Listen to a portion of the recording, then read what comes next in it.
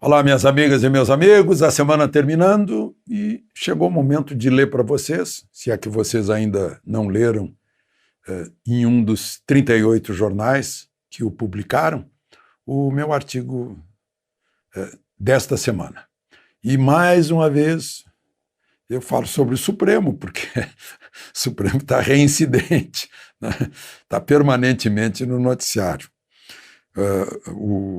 E eu vou comentar com vocês o artigo.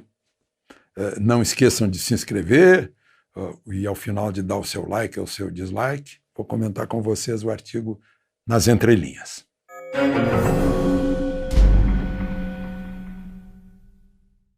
O título é Poderes Supremos. É um trocadilhozinho, né?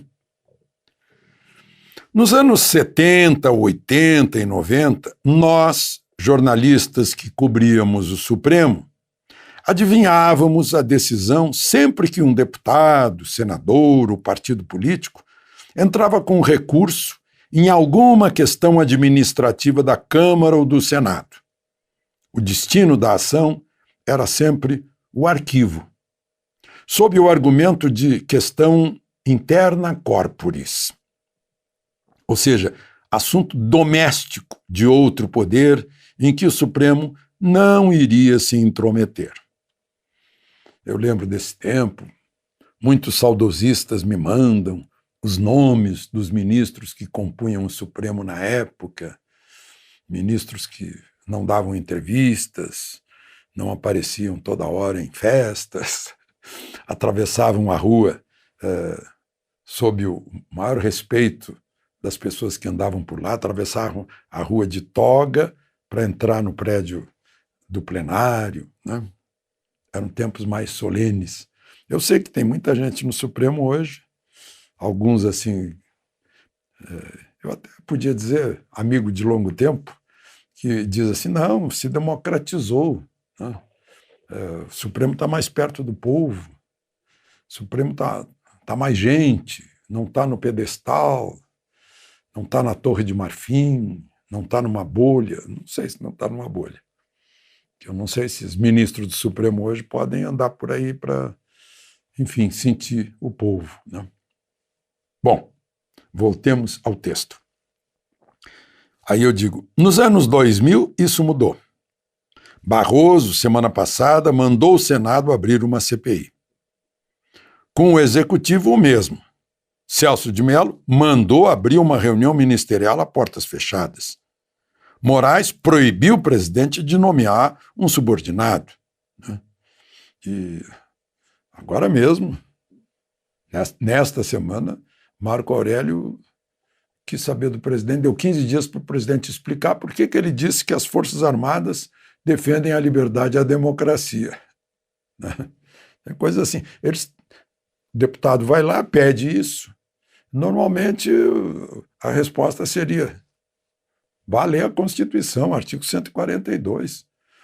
As Forças Armadas são defesa da pátria, garantia dos poderes constituintes, da lei e da ordem, né? Isso é liberdade e democracia. Bom, segundo parágrafo. O Supremo tem agido como executivo, legislativo e até constituinte. E como se sabe, o Supremo é judiciário.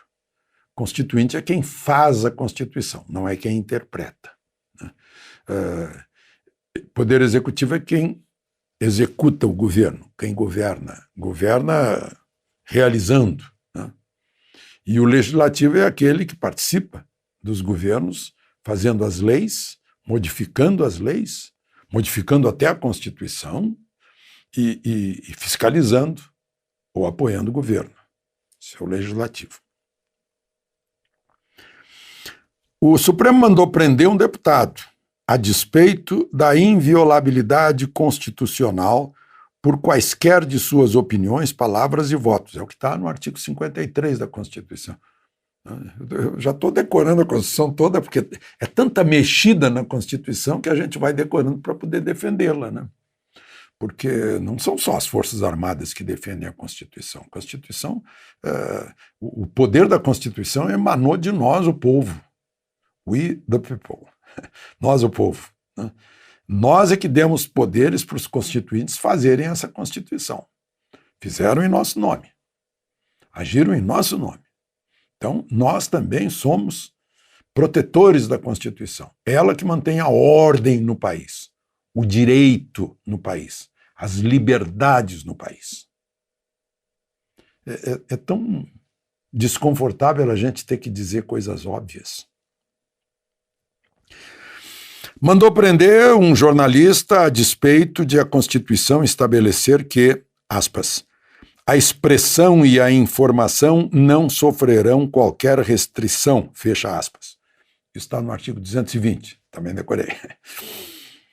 Deu poderes a prefeitos e governadores para toque de recolher que viola o direito fundamental e pétreo de que, aspas, é livre a locomoção em tempo de paz, fecha aspas.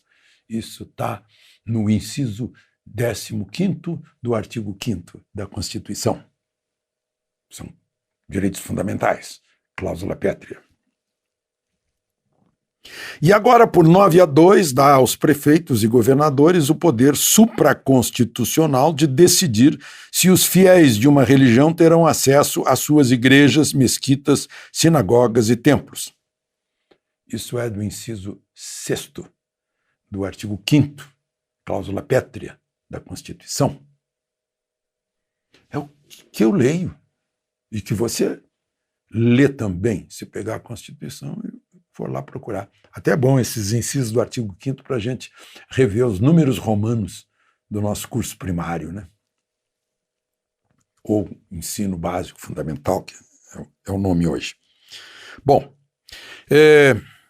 terceiro parágrafo.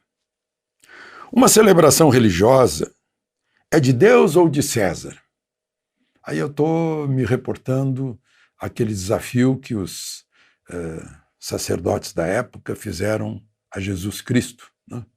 Mostrando a moeda onde estava a efígie de César, se é a moeda do templo ou é de César. César era o dominador romano da região.